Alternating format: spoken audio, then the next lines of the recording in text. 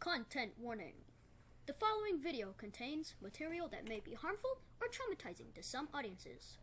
Viewer discretion is advised. Got you looking in the shadows, see it creep. We are the shadow, I should way too deep. Your face on the loose, hitless seal. We're fishing for the meal, just a scholar with a range of sound. We're in and the worst here, mother sound. Ain't mercy jacket. See ya, shovel, burning in that fire. Leave the kids alone, buried in the mire. Lock you up forever, pay for your sin. Wood chip awaits, this is the end you'll spin. Your lives unraveled, under our gaze. Brendan the caught lost the wicked maze. Your murder's unclear, society drained for the truly fear. Religion's feeling back, turns the walls closes my babe to black. See ya, shovel, burning in that fire.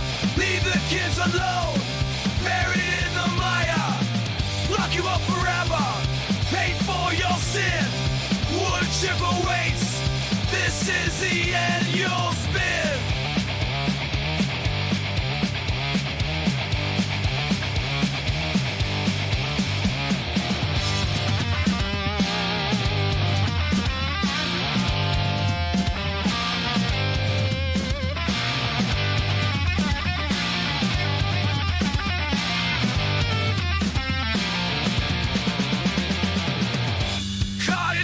You won't ever escape. Justice like thunder, sealing your fate. Oh, warning to all our children, you'll not touch. Your downfall is here. It's the final cut. See ya, shovel, burning in that fire. Leave the kids alone, buried in the mire. Lock you up forever, pay for your sin. Wood chip awaits. This is the end you'll spin.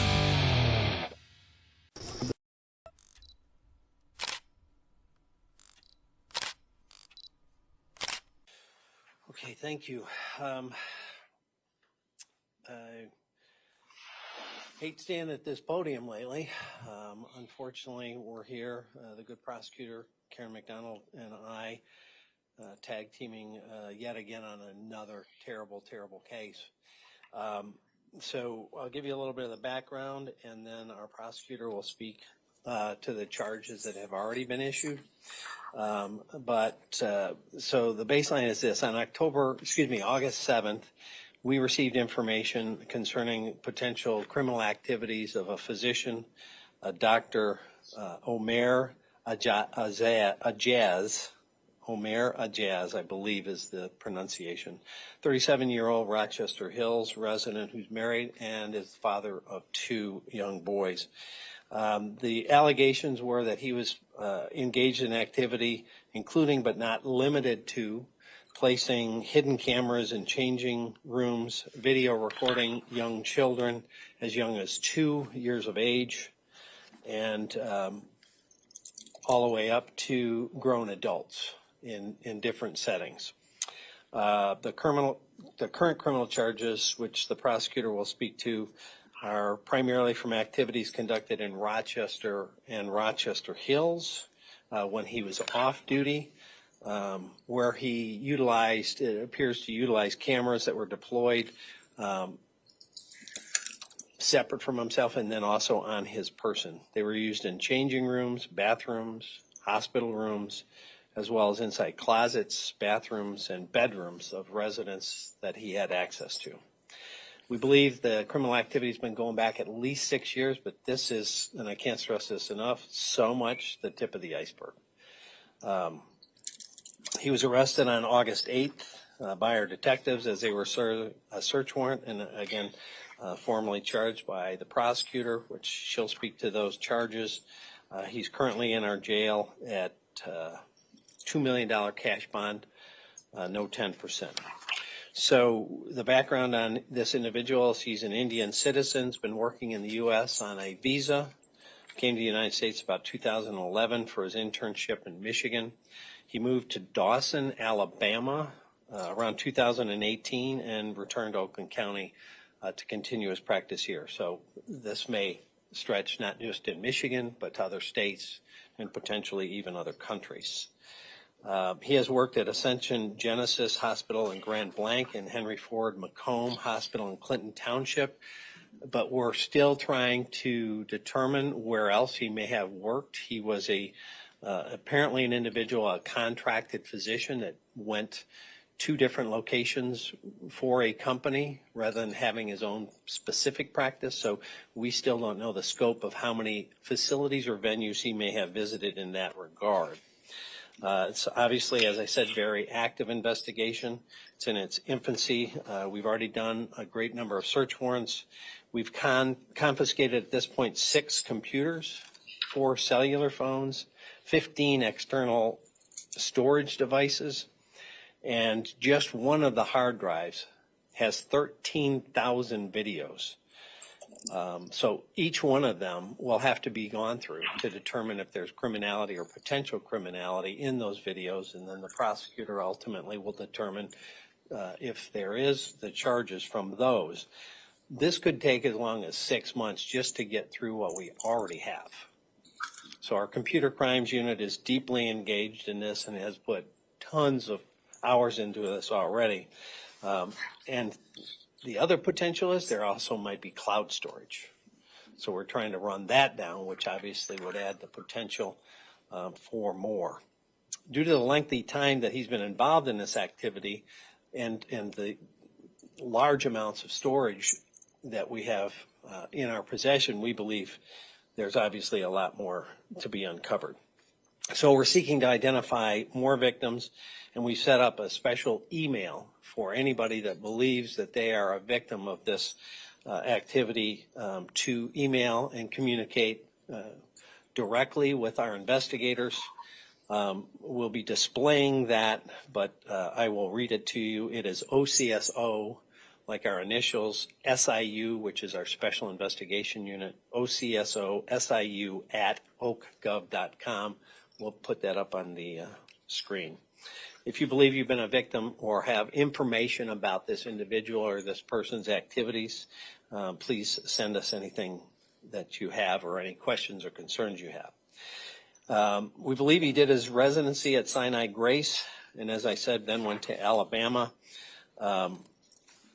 and has been involved in a lot of different scenarios. So, as we look at this, and I've been involved in sexual predator criminal investigations for a long time. I've been in law enforcement 37 years. And in my early part of my career, I did a number of investigations of sexual predators.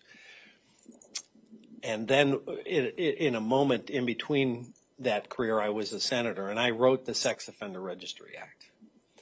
And so I went deep down the rabbit hole of profiling sexual offenders to determine how they operated and how we could best protect the public from them. This individual potentially is one of the worst I've ever seen, because there's no particular category. It's not just children, it's not just women, it's not just men. It goes from a 2-year-old to a grown woman. And so the victimization is so broad and the perversion so great that we're just beginning to wrap our arms around it. And disturbing on so many levels that it's hard to look at the videos of that activity where a woman is basically unconscious in a hospital bed and he's violating her, to a 2-year-old thinking they're out for a great swim day and they're being captured naked. There's nobody that's out of bounds for this sick activity. So I'm excited that our prosecutors already got him locked up while we continue the investigation. If there's medical facilities that I have not talked about that have had him licensed or practicing in their facility, they need to let us know, because we're working to get our arms around how big this is. But when you think about the incredible perversion and destructive activity of Nasser, he had a much smaller group of victims in terms of potential. There's no limit to his perversion of this individual. And so we're going to need the public's help and victims' help, because a lot of these we may not even be able to identify because we have so many victims, so many videos of people. We have no idea who they are and sometimes yet what the venue is. So with that, I'll kick it over. I'll put up the, that is our individual.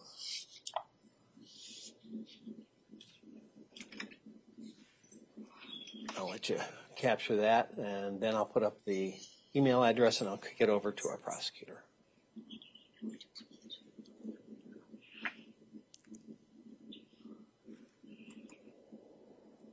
How old is he? 37. Thank you. And that's the email address on the bottom. Thank you so much, Sheriff. I'm going to talk about the charges that our office has already issued. But first I want to say, much like Sheriff Bouchard, the victims are our primary focus. I too started my career as a prosecutor, prosecuting child sexual assault cases. And, you know, I feel like we find ourselves saying a lot, this is the worst we've seen, and yet we see worse. But this particularly hit home to me as just being a mom. These allegations stemmed from a mom bringing her young children to a swim school and taking them into a changing room and getting them changed. And the allegations are that the defendant was filming them from a nearby changing area stall. And it's a complete violation, and it's terrifying as a mother. And we're going to do everything we can to hold him accountable. And we're working in partnership with that. As the sheriff just said, this stems from events that occurred, the events of our current criminal case. August 13th, the defendant's wife produced materials that were concerning the Oakland County Sheriff's Office immediately executed a search warrant and confiscated more devices, and has sifted through really jarring, alarming images, and they're still doing that. He is charged with 1 count of child sexually abusive activity, 4 counts of capturing an image of an unclothed person, 5 counts of using a computer to commit a crime, and he's being held on a $2 million bond, no 10%. We feel confident that he will remain there. Of course, these are all allegations, and the defendant's presumed innocent until proven guilty in a court of law. As the sheriff said, it's extremely disturbing. These videos were taken, these images, some of them in a swim school in Rochester, where moms and kids were just there for their swimming lessons and changing in a changing area. And those are just the charges we've brought so far that relate to the victims that we can identify. As the sheriff said, we fully expect and actually know that there are thousands and thousands of images and videos that we will have to work, law enforcement in partnership with others, to identify who those victims are. And those are all being investigated. I also want to say that this is, there are so many victims that we know about and a lot we don't know about. But this individual preyed not just on parents and community members and trusts, but also in our well-respected institutions and hospitals, who I do want to point out have been very cooperative and are working to see those victims identified and want very much to work with law enforcement to hold him accountable.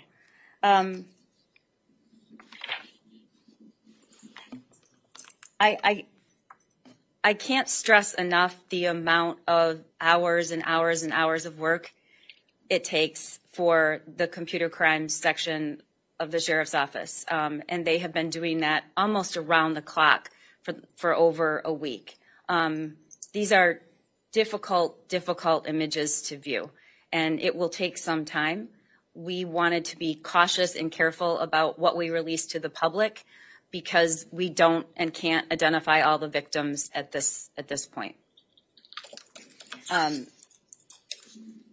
We now have ability to access information and digitally analyze so much evidence, and because of that are bringing these kinds of horrific acts to light. But it takes a partnership with our law enforcement, and we rely on the computer crimes section a lot, and we are continuing to work together to make sure we can identify all the victims in this case. Thank you.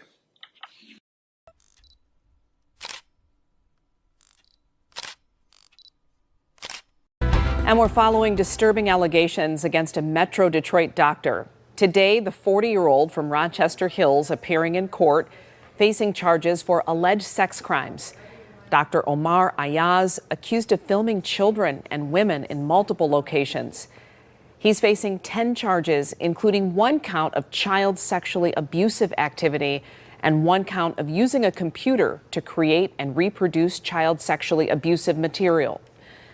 7 News Detroit reporter Faraz Javed was in court today. He's also hearing from a neighbor reacting to the allegations.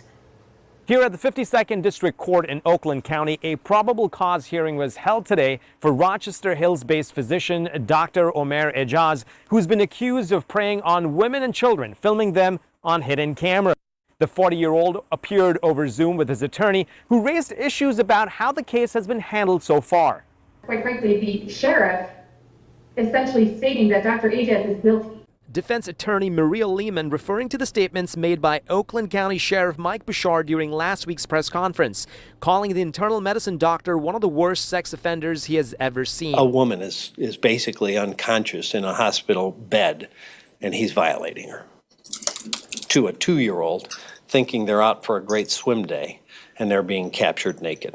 Your Honor, the statements made by the prosecution and by the sheriff's office have essentially eroded Dr. Ejaz's constitutional right to be presumed innocent unless proven guilty beyond a reasonable doubt. Lehman asked the court to prevent the prosecution and the sheriff's office from making further statements regarding the case. Lehman also flagged that not enough time was given to her to review the partial evidence sent by the prosecution this morning, including 141 pages of documents. There's quite a lot of material here. Last week, Sheriff Bouchard said during the arrest, 6 computers, 4 phones, and 15 external storage devices were confiscated. And just one of the hard drives has 13,000 videos.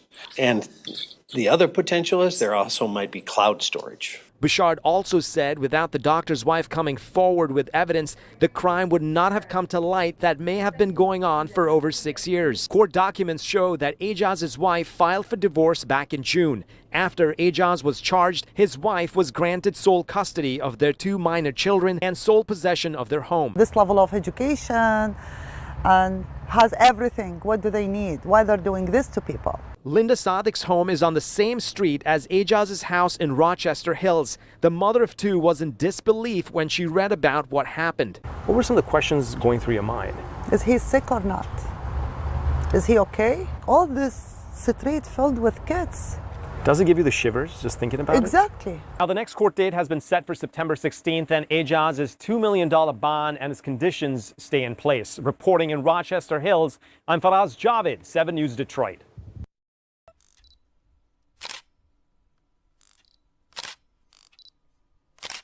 Well, now to new legal action against 2 Detroit hospitals. The suits stem from disturbing allegations against Dr. Omer Ejaz. We've been following this story from the beginning in August. Ejaz charged on a long list of counts, including child sexually abusive activity, recording children under the age of 18 while nude, using a computer to commit a crime, and more. Now the case leading to 2 civil lawsuits. 7 News Detroit reporter Faraz Javed shows us the next step survivors are taking as they fight for justice. So today, 2 class action lawsuits were filed against DMC Sinai Grace and Henry Ford Macomb that granted privileges to Dr. Omer Ejaz, a Rochester Hill-based physician charged with multiple sex crimes that includes filming nude pictures of women and children. These multi-billion-dollar medical institutions failed to place patient safety first, resulting in hundreds, if not thousands, of patients being sexually abused or sexually exploited. Attorney Parker Steiner says one class action lawsuit has been filed in Macomb County and the other in Wayne County. As per the complaint, both Jane Does were treated by Dr. Ejaz in 2023. These class action lawsuits are on behalf of all patients who treated at either Henry Ford Macomb or DMC Sinai Grace from 2018 to 2024. Last month, the 40-year-old internal medicine doctor was arrested and charged with 10 felony counts. According to Oakland County Sheriff Michael Bouchard, the victims range from children as young as 2 years old all the way up to adults. For at least 6 years, Dr. Ejaz was able to take videos and photos of many patients. The sheriff's deputies also identified victims from a local swim club in Rochester Hills. So far, investigators have seized 6 computers, 4 cell phones, and 15 external storage devices. One of those hard drives alone reportedly has 13,000 videos. We understand that individuals who were treated with anesthesia are particularly susceptible to having been assaulted by the doctor. Attorney Simone Shinton says victims should not delay in coming forward as Michigan has a statute of limitations. These same institutions that will tell survivors to sit patiently and wait for the criminal process to run its course will turn right around and say that they took too long to come forward. So far, what has the health systems responded to your claims? That essentially that yes, he worked here, but he wasn't one of our employees. Meanwhile, Sheriff Bouchard says since the arrest, 127 potential victims have reached out via the dedicated email set up by the sheriff's office. We're taking time to make sure we put together all the information that's necessary for prosecutors to make determinations on any additional charges. Now, I reached out to both health systems. DMC says they'll get back to me. Meanwhile, Henry Ford issued a statement saying that they're assessing the allegations made in the complaint, which is very similar to the information released by the Oakland County Sheriff's Office. They've also conducted sweeps of the hospital, and so far they haven't found any unauthorized cameras or recording devices. Now, Dr. Ejaz's next court hearing date is scheduled for October 14th, and as this case develops, we'll get you all the updates. For 7 News Detroit, I'm Faraz Javed. Thank you, Faraz.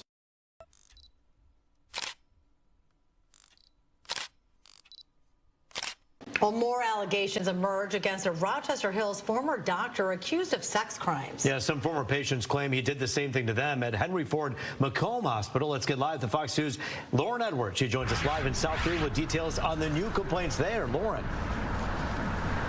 Rube, Taryn, I can tell you we just left the offices of Figer Law behind me, actually across the street here in Southfield, looking through those documents, but also just hearing from the attorney saying that their clients simply, they just want their voices heard. Now let's dig into it, all these details, because there are a lot. Now I can tell you today, Figer Law announced 3 new lawsuits against former Rochester Hills doctor Omer Ejaz, Henry Ford Hospital, and academic internal medicine specialist. In September 2024, you may remember there was a class action lawsuit that was filed out of state, actually alleging that he engaged in widespread sexual abuse against patients, placing hidden cameras in rooms and in medical facilities while he was with Henry Ford Macomb.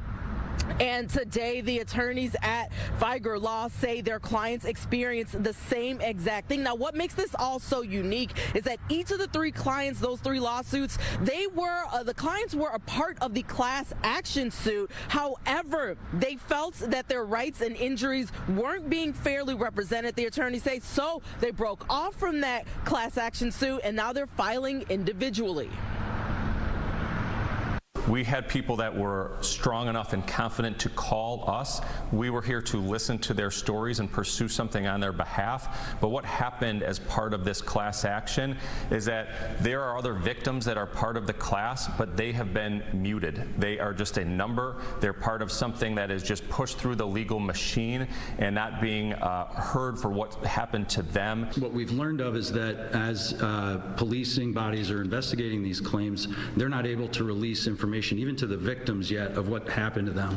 And so all of these people being put into the class without actual knowledge of the specifics of frankly what happened to them in situations where they may have been incapacitated or under a psych hold and again vulnerable, they just have no clue.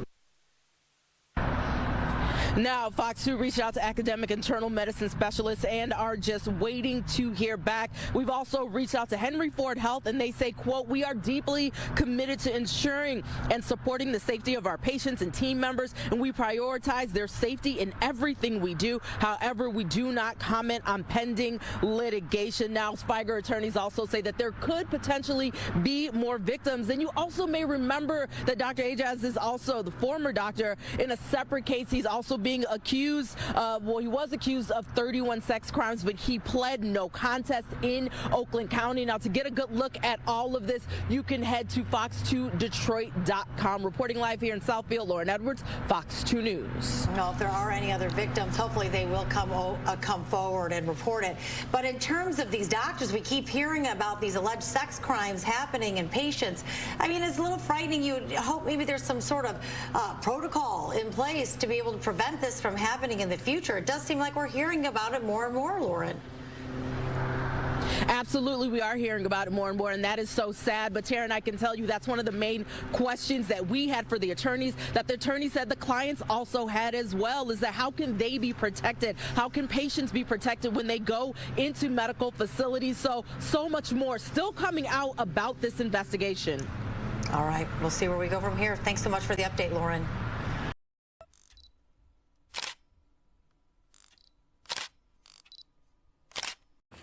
Our other top story at 5, the Oakland County doctor accused of sexually abusing and recording his patients has pleaded no contest to the charges against him. Dr. Umar Ajaz is accused of sexual abuse and hiding cameras in the changing rooms of his patients. Erica Erickson following this story for us tonight. Erica, there's a little bit of confusion about what no contest actually means. Yeah, essentially pleading no contest has the same effect as pleading guilty. He's accepting the court's punishment, essentially, but not admitting fault, essentially no admission of guilt. Now, this is important because this plea cannot be used in civil cases which have already been filed, and we know there are a lot of victims involved here.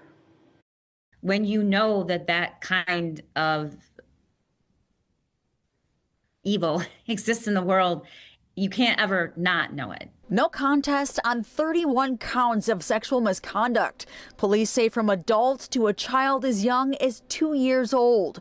Prosecutors say disgraced Dr. Omer Ajaz was supposed to be someone people could trust. When something like this happens, it shakes the confidence of the whole community. His own wife calling police in August of 2024, saying he had secretly been recording her, their 2 young boys, and other relatives.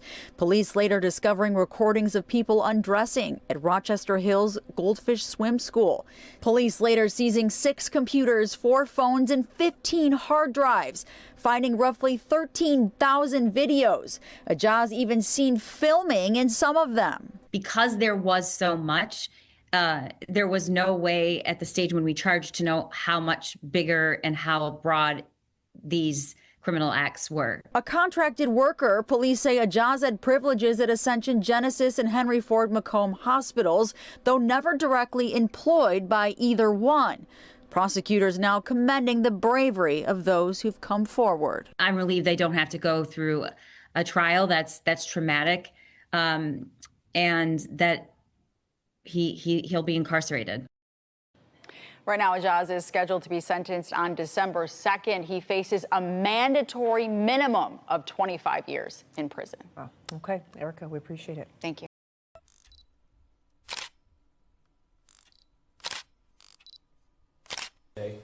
When the court is prepared, there are some victims who wish to make their impact statements, and the people would reserve allocution for after that. Very well.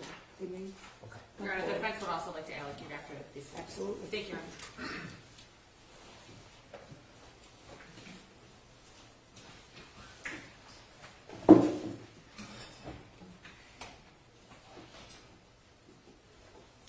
Good morning. Good morning. Would you state your name, please? Madison Lucido. Forgive me, my voice might shake. It's quite all right. Take your time. My name is Madison Lucido. I'm 24 years old. I would say my life has looked pretty simple and typical of a young woman growing up in Michigan. I would hang out with my friends, attend sporting events, go to movies, concerts, travel, you name it, I was there. I've always had an itch for adventure and spontaneity, a social butterfly, if you will. I've always faced life with more of a go-with-the-flow approach, and I have had a hard time remembering what it was like to be so carefree, not worried, threatened, nervous, but most importantly, I did not move through life afraid of what tomorrow may bring. I have struggled with my mental health and have faced many hardships in my life that no one my age should ever have to endure. Nothing could have prepared me for what was coming. Imagine a moment in your life where it feels like for once everything is working out, all of the pieces of the puzzle are coming together, the universe is on your side. Better yet, imagine you are feeling these feelings I'm describing to you, adrenaline and overpowering joy like a runner's high when you beat your record time while running. Now take those intense feelings and metaphorically for a moment imagine you actually are running. And then somebody pulls the road from beneath your feet. The moment at which this happens, you are running pretty fast, making the fall all the more painful and devastating to you, your body, your mind, and your overall well-being. This fall takes away all of the emotions I previously described and replaces them with something different. Fear. That was what I felt when I got the call that a crime had been committed against me. Now I know this is unfair. Some people don't have the imagination to create that whole picture in their head and experience it the way other people may have. Sometimes the imagery is just not as impactful, but the words are. I'll give some examples. I was going about my normal day-to-day life working at my job when I got that call. My whole body went rigid, my chest collapsed in on itself, the room started spinning, my face grew increasingly hot. Many of you would have described this as a panic attack. What I truly believed in that moment was that I was dying. And there is some truth to that statement, but I'll come back to that. From then on, I struggled with many different physical and mental symptoms that I still experience to this day. I had trouble sleeping, and when I did, I would have endless nightmares about being in danger. I missed work frequently, often from being up until 4 a.m. the night before crying, holding on to myself for dear life. Crying was a daily occurrence. I was lucky if I made it through the whole day without crying at least 4 times. When I only cried once a day, I felt truly blessed. I began scratching at my skin obsessively, the stress causing me to break out in rashes around my eyes and on my chest. My hair was falling out, and my appetite was non-existent. I was always nauseous from the amount of anxiety that was in my body. My hands and legs would shake, sometimes for 30 minutes at a time. I began to see myself as dirty and began compulsively washing my hands to combat the feelings and hopefully subside the pain I was feeling. I remember the first time I went shopping after all of this happened. I was dizzy. My vision went blurry. My friend wanted to go into the changing rooms. While she was excitedly picking out clothes to try on without a care in the world, I was watching our surroundings. Is that person a threat? Is that person going to harm me in some way? They probably are. You are in danger. You are in danger. You need to go. You're going to die. You need to get out. These were the thoughts that would plague me whenever I was in public. Buying clothes with friends, grocery shopping, movies, a night out having drinks. All too dangerous now. Against the rules. I can't go, something bad will happen. Public restrooms were my own personal hell. I'm lucky I didn't get many bladder infections from how long I would have to hold my pee in at a time. Too afraid someone will take advantage of me in a vulnerable position like they once had. I began to see this as my fault. I was not careful enough, not smart enough. I was gross, and it was painful to think about. I felt tainted and damaged, like it was contagious, and I should avoid being around others, because they too might catch this case of bad luck and experience the pain that I was in. So I isolated myself in my room. The social butterfly had its wings ripped off. My days consisted of crying, of course, and when I wasn't, I was staring at the walls of my rooms for hours, sometimes for such a long period of time that I would watch the sun come and go, darkness filling my room and blanketing me further in my depression. I had no interest living life anymore. It was like I was experiencing life in a limbo state. I was not living, I was not dead, I was in a progressive purgatory. That's what made all of this so hard. I was mourning the person I once was, the life I previously possessed. It is gone, and I no longer have control over my choice to get it back. What happened to me has had a lasting impact on my life, and I'm still healing and trying to regain a sense of trust and safety in the world around me. My hope is that the decision made today reflects the seriousness of what I've been through and helps me move forward. Thank you for listening. Thank you.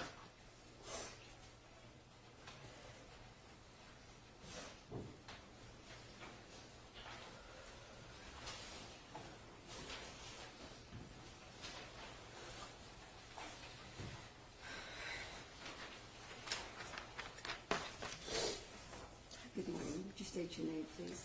My name is Lauren Devereaux. This whole situation has made me feel like an object that everyone is looking at, waiting to crack and break. Feels like I'm trapped in a documentary that I never agreed to be a part of, one that plays endlessly with no pause, no rewind, no escape. Feel disconnected from myself, like I'm standing on the outside looking in at a life I no longer control. This has affected me the most in public situations. Something as basic as using a public restroom now fills me with fear. I avoid it until it's unbearable, and when I absolutely have to go, I'm terrified the entire time. Can't even try and clothes in a store anymore because of the fear of being recorded is always in the back of my mind. Now I buy clothes, take them home, and return them if they don't fit. It's frustrating, draining, and unfair. Dating has also been a nightmare. It's hard to let people in. I have trust issues, and I hate telling people about the case because of the way I feel they will look at me. Since the beginning, I've lived with the constant fear that the videos might be released, that they could resurface one day and destroy any future I try to build. I've had to start therapy just to cope, and while it's helping, it's been incredibly costly for me and my family. I've lost sleep, and the stress has given me migraines so severe that they've taken over my life. I don't like being on medication, but I don't have the luxury of avoiding it anymore. The migraines come with nausea and vomiting, and once I even passed out during clinicals for my nursing program because of them. I've had to cut back my work hours, losing a significant portion of my income. School has become another challenge. My program requires me to maintain a specific GPA to stay enrolled. I've always excelled academically, so watching myself struggle, watching something I've worked so hard for slip through my fingers, has taken a big toll on me as well. I think anyone can see that Mr. Ajaz deserves the maximum sentence the court allows. He has altered the lives of every single victim he chose to violate. He stole our sense of safety, our trust, and pieces of our futures. No one is safe around him. I hope that in prison he feels even a fraction of the fear, the vulnerability, and the instability that we now have to live with every single day because of him. Thank you.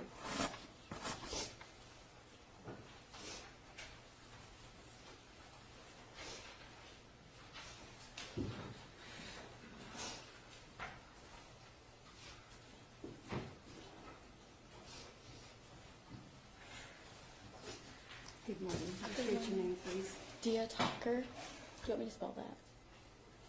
Go ahead. It's D-I-Y-A and then T-H-A-K-U-R. Thank you.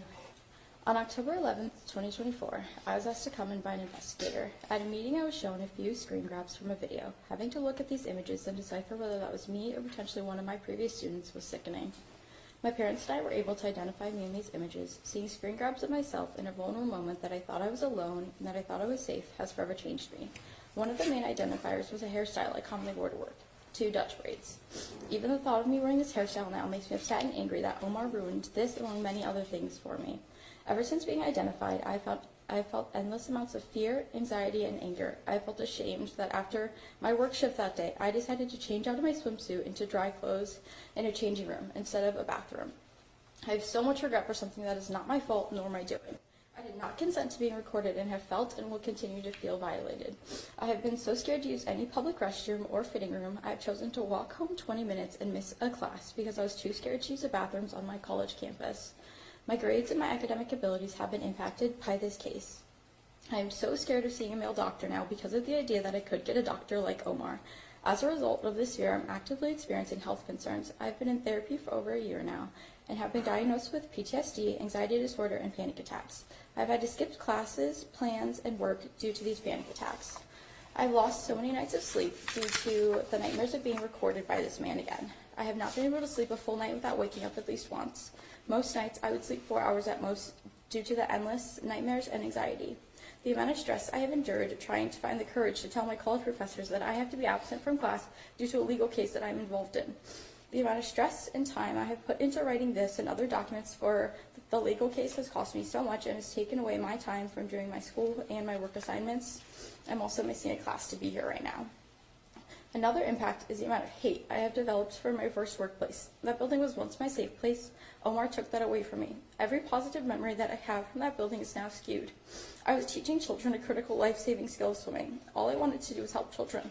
This monster took advantage of me, the other victims and children, and so many other individuals. He took my sense of trust and my feeling of safety. The amount of anxiety I have and will continue to endure because of your choices can never be properly conveyed through words, and I have been absent from so many classes because I can't see straight and my hands won't stop shaking. I have missed out on days of work because I get apprehensive at the idea of people watching me. I have skipped plans with friends due to being so anxious that leaving my room feels like a chore. My hair is thinned and I am so scared most days. You may not remember my face nor my name, but you will forever remember that me and these other women are the reason why you're locked up in a jail cell. I get to walk away and have freedom while you're locked in a room for years. I can live freely knowing that you cannot record any more individuals or violate anyone anymore. The cameras are all on you now. I refuse to be scared by you anymore. I will learn and grow from this experience. I will not be held back. I want to educate children, and I will not think of you when I'm in a fitting room. I will not think of you. When I'm living my everyday life, I will not think of you. Your Honor, I'm asking that you consider every victim and the impacts we all have endured when determining the length of sentence when sentencing this monster. Thank you. Thank you.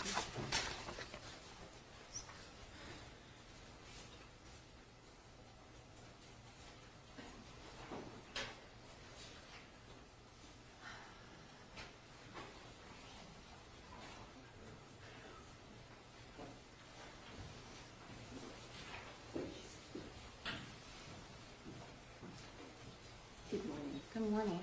State your name, please. Morgan Dean. Go ahead, Ms. Dean. Okay. Oh, I told myself I'd pull my shit together. All right. MLF_CLD_SWM_VID. MILF, meaning mother I'd like to fuck. Child. CLD, meaning child, as in my then 2-year-old son. SWM, as in we were in a changing room at Goldfish Swim School after my son's swim class. VID, meaning not just a picture, but a whole video that this waste of space on Earth kept categorized on his hard drives to go back and watch as many times as he wanted while he jacked off and got released from watching myself and my 2-year-old son change in a changing room. So stop looking at the ground, you coward. Look up and look me in the eye as I address you, because you had that audacity when you decided to wander into Goldfish Swim School, turn on a camera, place it upwards looking into that 2-foot space that was at the bottom of those changing rooms, and then sit there for God knows how long just recording the moms, parents, dads, aunts, uncles, grandmas, and their kids as their kids were literally changing out of their wet swimsuits. So look at me when I speak to you. If you have any kind of that courage or that sense of being the greatest thing that's ever happened and that you will never get caught and you will never do any wrong. Or you can stare at the ground and twiddle your thumbs because you know that you're done. So I hope you enjoyed whatever it was that made you get off to kids changing in a changing room. Because I will do everything in my power, and you've pissed off the wrong mom. And I'm going to do everything in my power to make sure that the only thing you'll ever get to see again outside of your memory of all of these sick, nasty videos, pictures, and whatever else you had are the memory of the men you're now stuck in prison with. I hope you are treated by those men as an object, like you chose to regard my son and I and the other women that were brave enough to stand up here and tell this judge how awful you have made their lives. And these people were just working, and I was just there with my son. And to all the other parents and the other employees who did not feel like they were safe enough to come stand in the same room as you. You are a waste of the air that I breathe, an absolute embarrassment to anyone and everyone who had the displeasure of knowing you. It's sad that you couldn't just walk up to a woman and ask for a nudie pic. Rather, you're such a creepy weirdo that you had to buy cameras to get pictures and videos of beautiful women and their amazing children. The lack of confidence you have, I'm not shocked about. I wouldn't even think twice about swiping left on the sorry, sad excuse of a man you are. But don't worry, your buddies in prison will make sure that you're reminded of how pathetic you are every time they see you crawling around, because standing up will be too painful.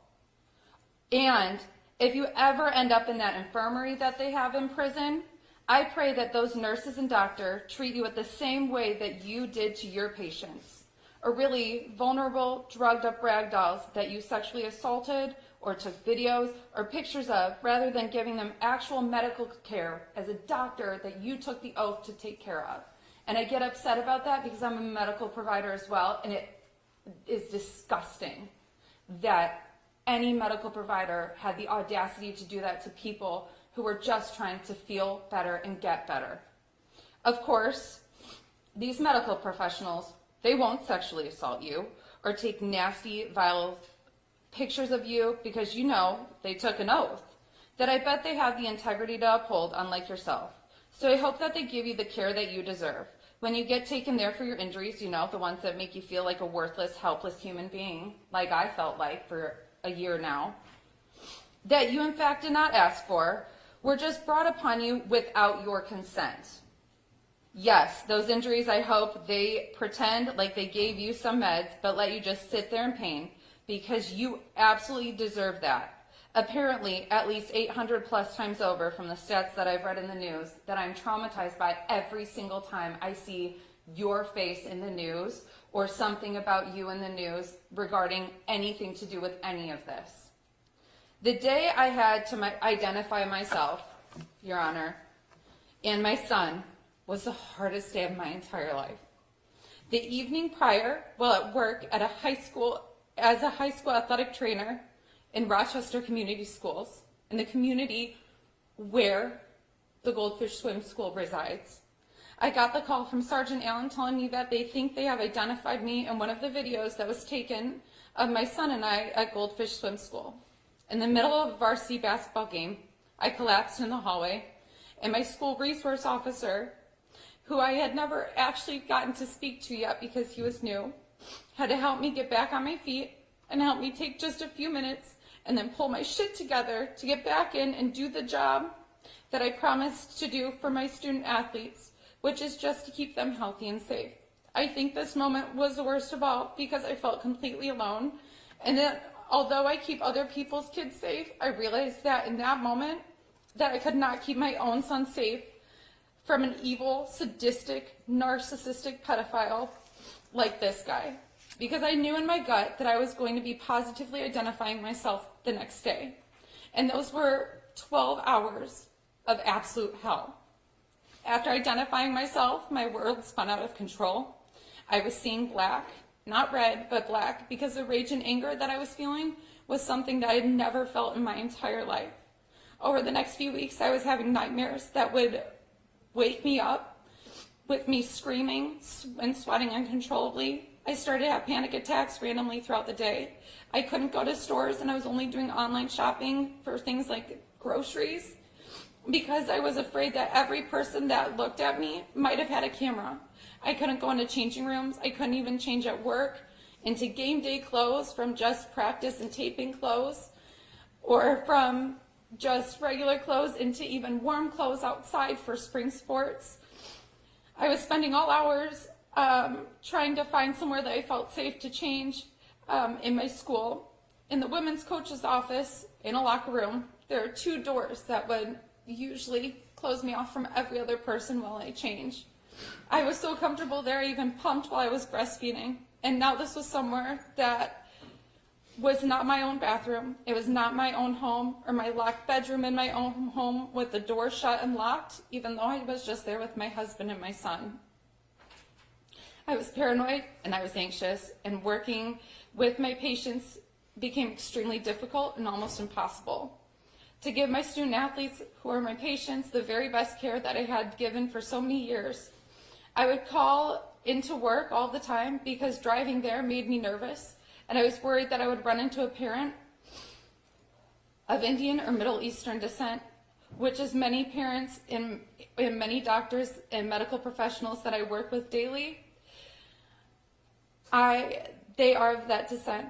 I was worried that every time I saw them, they were going to have a camera recording me, which I know is completely irrational, but my brain could not turn off. The immediate fear that I felt when I would see any person with those racial backgrounds walking through my school, or even in the stands at games where I had to be for work, or even if they were coming to speak to me about one of their own children, or the doctors with my students under their care, everything was terrifying. Every single time.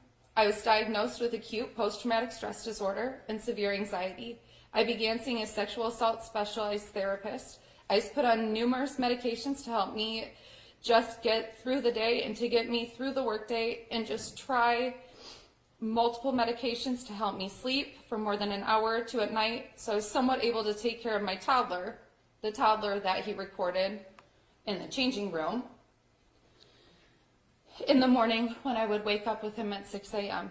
Due to the lack of sleep and just pure panic 100% of the time, my family life was affected greatly. My incredible husband was by my side and supportive every time, but my son, who didn't know any better, was affected so much that he started to have changes in his behavior and started to have small panic attacks that would show up with extreme anxiety when I would start crying. Every time I cried, my son cried, and then he would have a panic attack and a meltdown. Usually this is normal for a 4-year-old, but it would only happen when I'd be sitting on the floor sobbing, because all of a sudden I would start panicking and be worried that somebody was looking in my house windows. My toddler, he has no idea what's going on.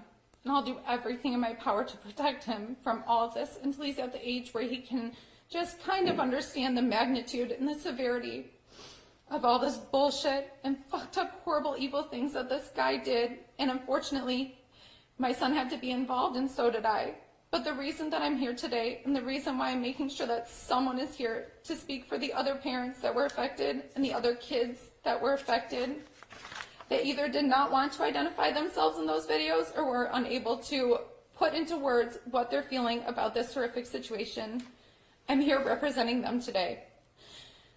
The day that I have to talk to my son about this, I want my son to know that I did everything I could to fight for justice and make sure that this guy, this absolute waste of space and the waste of the air that I breathe, goes to prison for the rest of his life, and he gets the treatment that he deserves every single day that he's there. I'm here to make sure that my student athletes, who I always preach to about trust, openness, and prioritizing mental health, or anything else that's on their mind, can see that their athletic trainer be vulnerable, confident, and be willing to put everything on the line, including possibly how others see me, both personally and professionally. I'm here to make sure that the vulnerable people affected in any part of this case from what this guy did know that they are not alone and they're not a victim. They're just unfortunately involved in this horrible situation. And although I know it will be hard for all of us to process this and to be able to function at all like we did before the days of all of this starting, this is hard because every person involved didn't even know that they were involved until they had to identify themselves in these videos and pictures. On the extensive network of hard drives and other devices that all of our images were meticulously categorized and stored on. To my family, thank you for helping me work through this, even on the hardest days when I know that being around me was possibly unbearable. Thank you for helping me keep this about as quiet as possible while I worked through it, because I was so embarrassed and I didn't even know how I was supposed to tell people that I was involved in this because I was trying to process it myself. So, Your Honor, This man is never going to change. Unfortunately, he could care less what any of us have to say here today, because he really thought that he would never get caught. He did these horrible, horrible things for years and years and thought that he was going to live forever on the outside with pictures and videos of unknowing and unconsenting adults, and most importantly, children that can't even comprehend the enormity of the consequences of this guy's actions. I hope that you give him the absolute maximum sentence on every single count that he is convicted of. With that, I'm sure what happened to him when he was a kid that fucked him up bad enough that he even had these urges to take these videos and pictures from a clinical medical professional standpoint, and someone who extensively works with the DSM-5, the diagnostic tool to understand and diagnose mental health disorder, this guy will never change. He will never do anything different if he is given the chance to be free.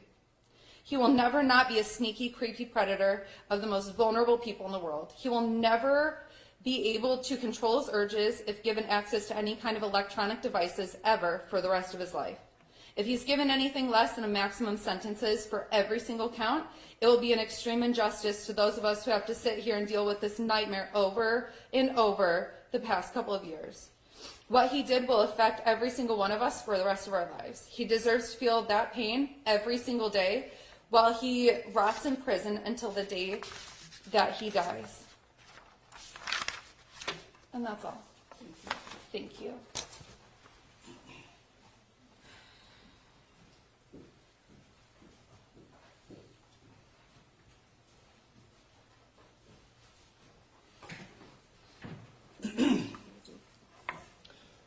Your Honor, as far as allocution goes from the people, there's nothing that we could possibly say that would hold a candle to what the victims have already expressed.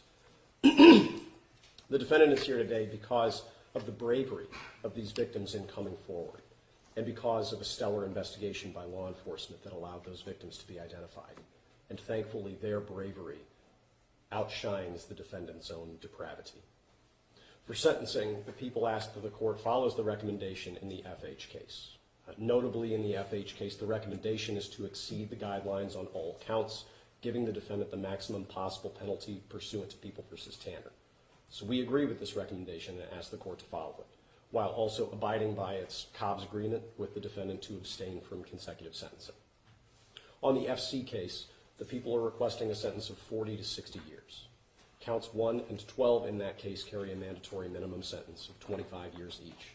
And as we noted in the people's sentencing memo, counts 1 through 4 and counts 12 through 15 are eligible for consecutive sentencing at the court's discretion. Now, we are asking the court to abide by its Cobb's agreement with the defense to abstain from consecutive sentencing in that case as well. However, this is not a case in which a minimum of any kind would be appropriate. The defendant's conduct was not minimal by any measure. And although this case, the FC case, involved just a single identified victim, she was a child, 7 years old, and the defendant's acts against her were repetitive and obsessive in their nature. The defendant recorded her while using the bathroom. He sexually assaulted her while she was asleep in her own bed, in her own home, and then he kept trophies by recording those acts. The defendant is an abuser and a predator. Again, he sexually assaulted a child just 7 years of age in her own home while she was asleep, and he did this multiple times while he was a guest and a trusted adult in her life. And then he kept trophies of his abuse by recording the acts on video.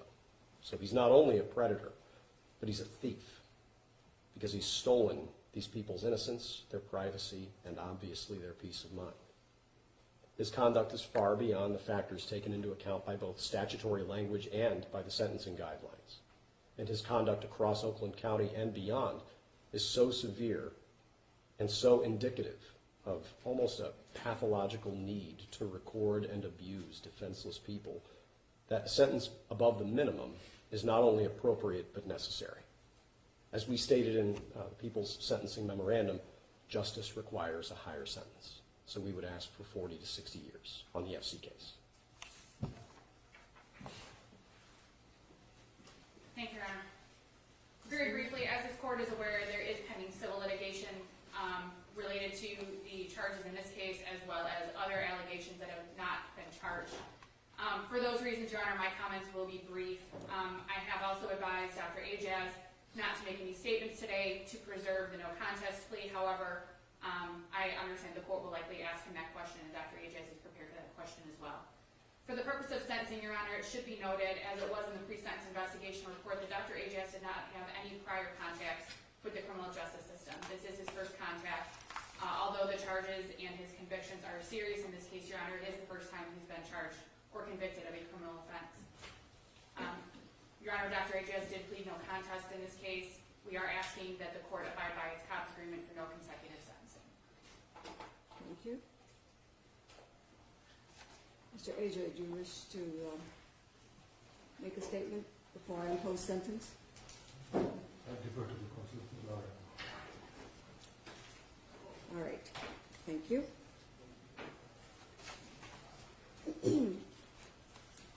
And before I do impose sentence, sir, I do want to indicate to you that this has been one of the more deplorable cases that I've had before me. The extent of your conduct, your criminal conduct, is just beyond words. I agree with everything that has been said by the victims and by the prosecution. You are a predator, you are a narcissist, and you are a sadist. That is quite clear, just reading this report. And I didn't even have the benefit of actually viewing the videos. So I can't comprehend how someone, a medical doctor, would do the things that you have done. And I can certainly understand the victim's situation in that they don't know who to trust anymore. If you can't trust someone who is supposed to be a helper, who can you trust? And what is even more disgusting in this case, sir, is that you did this with your own family. You did this with your own family.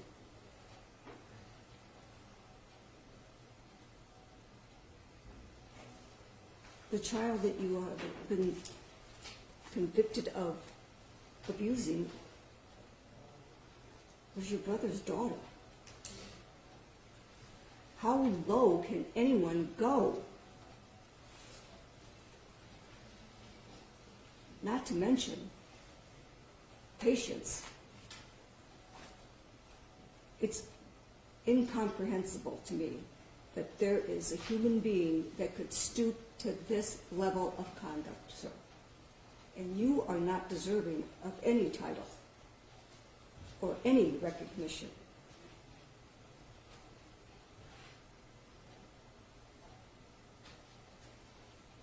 You have damaged so many lives, hurt so many people,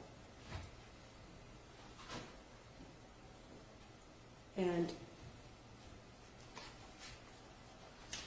all I can do is put you in prison, sir. And I wish I could do more, but I can't.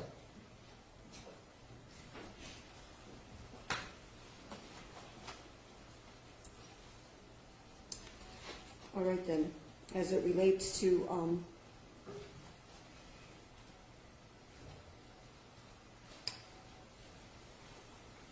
the case ending in 2876FH.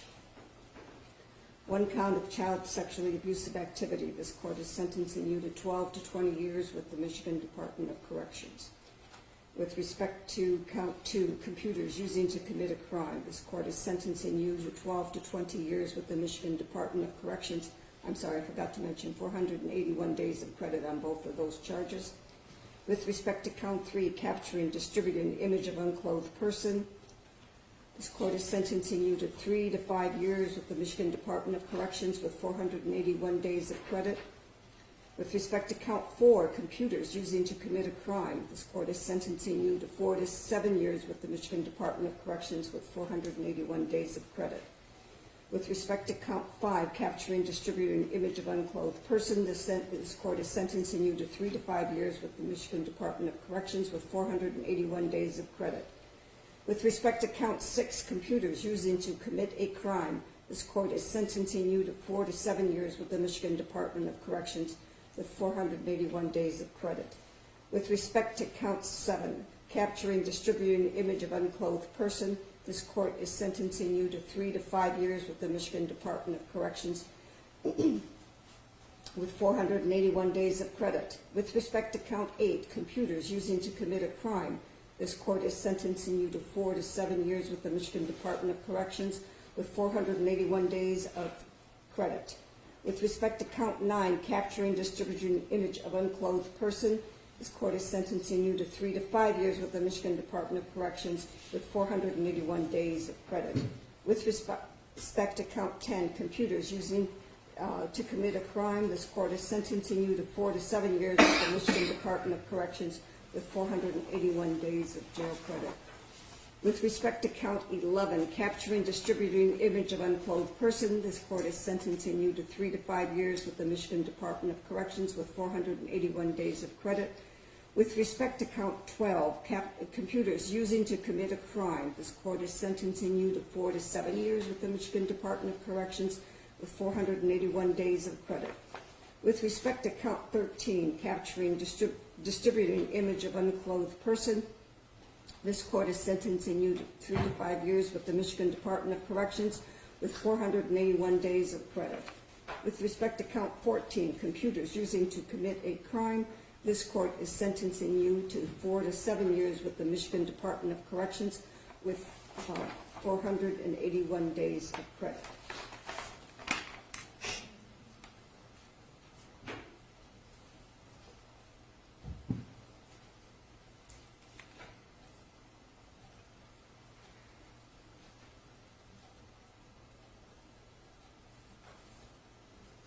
With respect to case ending in 3405 FC, 1 count of criminal sexual conduct in the first degree, this court is sentencing you to 35 to 60 years with the Michigan Department of Corrections with 419 days of credit. With respect to count 2, criminal sexual conduct in the second degree, this court is sentencing you to 10 to 15 years with the Michigan Department of Corrections with 419 days of credit. With respect to count 3, child sexually abusive activity aggravated, this court is sentencing you to 10 to 25 years with the Michigan Department of Corrections with 419 days of credit. With respect to count 4, computers using to commit a crime, this court is sentencing you to 10 to 20 years with the Michigan Department of Corrections with 419 days of credit. With respect to count 5, capturing, distributing an image of unclothed person, that this court is sentencing you to 3 to 5 years with the Michigan Department of Corrections with 419 days of credit.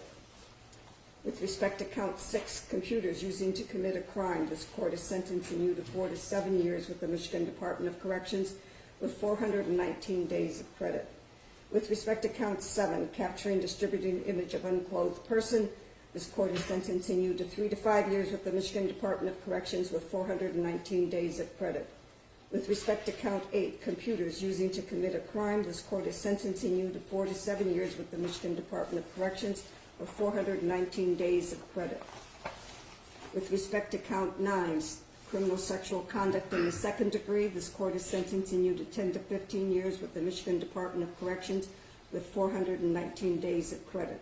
With respect to count 10, child sexually abusive activity aggravated, this court is sentencing you to 10 to 25 years with the Michigan Department of Corrections with 419 days of credit. With respect to count 11, computers using to commit a crime, this court is sentencing you to 10 to 20 years with the Michigan Department of Corrections with 419 days of credit. With respect to count 12, criminal sexual conduct in the first degree, this court is sentencing you to 35 to 60 years with the Michigan Department of Corrections with 419 days of credit. With respect to count 13, criminal sexual conduct in the second degree, this court is sentencing you to 10 to 15 years with the Michigan Department of Corrections with 419 days of credit. With respect to count 14, child sexually abusive activity aggravated, this court is sentencing you to 10 to 25 years with the Michigan Department of Corrections with 419 days of credit. With respect to count 15, computers using to commit a crime, this court is sentencing you to 10 to 25 years with the Michigan Department of Corrections with 419 days of credit. With respect to count 16, capturing, distributing the image of unclothed person, this court is sentencing you to 3 to 5 years with the Michigan Department of Corrections with 419 days of credit. With respect to count 17, computers using to commit a crime, this court is sentencing you to 4 to 7 years with the Michigan Department of Corrections with 419 days of jail credit. All counts in case ending in 2876FH are concurrent to each other. All counts in case ending in 3405FC are concurrent to each other, and each docket is concurrent to one another. You are to pay state costs of $952 in case ending in 2876FH and $1,156 in case ending in 340FC. And you are to pay the Crime Victims' Rights Fund $130 on each case. And the court has gone above the guidelines because the court feels that this individual is a predator beyond all belief, and this court feels that he would never amend his ways even after serving time with the Michigan Department of Corrections.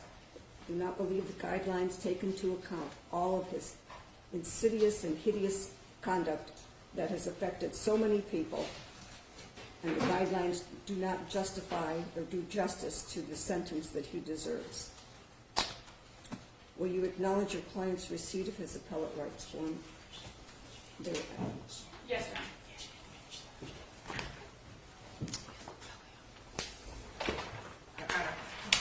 I'm sorry, was there something I missed? Oh, yes, I'm sorry. Yes, I apologize. I did miss.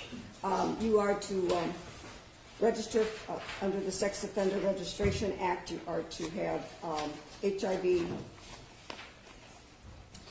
testing.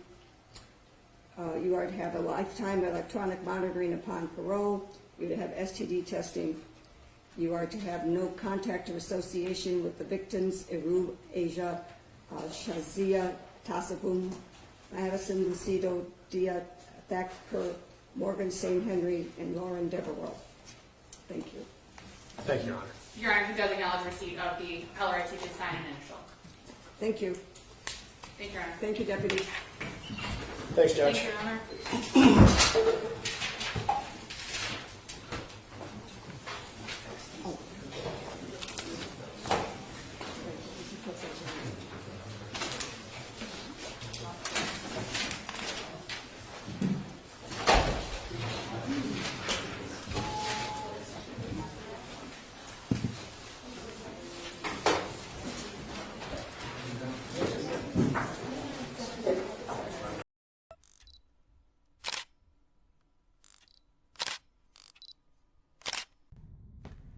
When a child experiences trauma, they can be stripped of their ability to imagine. But imagination is colors.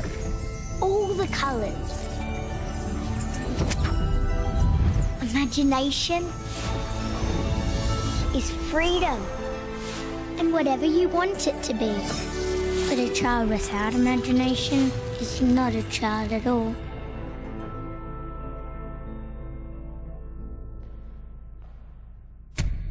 Will you help defend our right to imagine?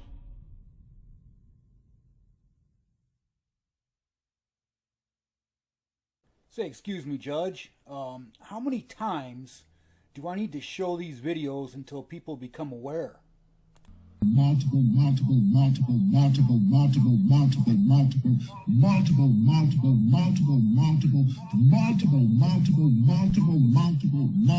times. Happy birthday, dear Ellie. Now, Ellie, remember, this is our special secret. 1 in 5 children is sexually abused before they turn 18. Make a wish, but remember, it's a secret. Do you know the signs?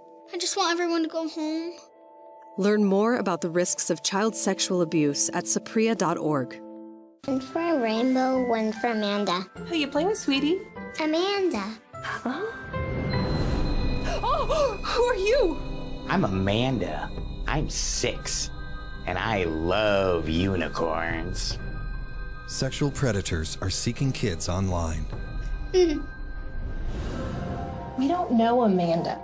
Learn how to report abuse at end-violence.org/protect.